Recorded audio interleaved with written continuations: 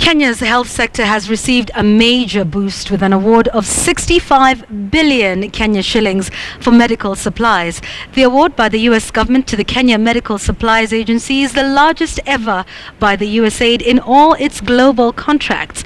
At the forum, US Ambassador Robert Godek condemned corruption in Kenya. Our health reporter Sharon Mamanyi has the details.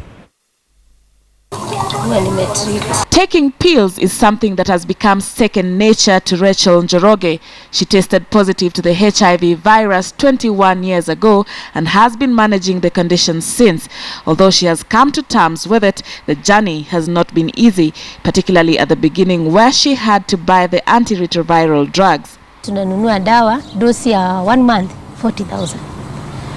Tulikuwa na mali tukauza ikaisha. Although the ARV drugs have been supplied freely for a long time now, there are situations where the life-saving drugs are not readily available or accessible. But this could change. A historic award has been granted to the Kenya Medical Supplies Authority by the US government through its agencies. They include the United States Agency for International Development, USAID, and the President's Emergency Plan for AIDS Relief, PEPFAR. And under this agreement, USAID will provide 65 billion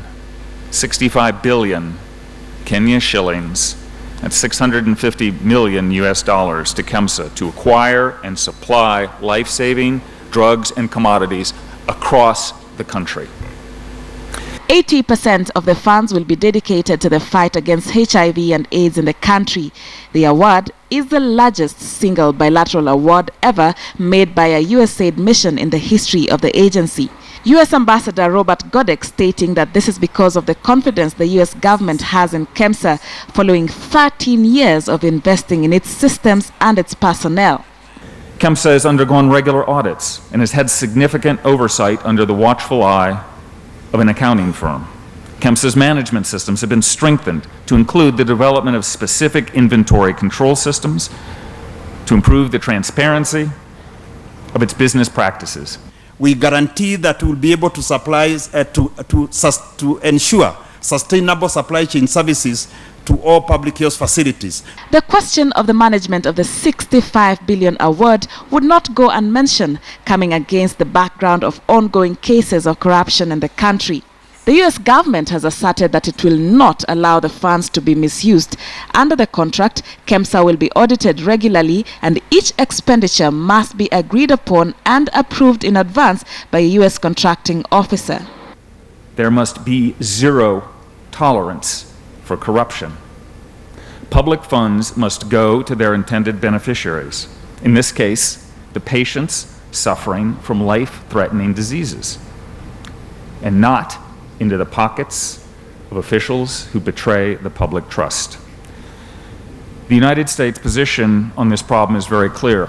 All allegations of corruption must be investigated, and when evidence is found, officials must be prosecuted, and if found guilty, sent to prison. That corruption does not describe Kenya. Else, Kenya would not have been the third most improved country business-wise in the world. Because as we say, figures don't lie. It's unfortunate that lies and rumors travel faster than the truth. Sharon Mamanyi, KTN News.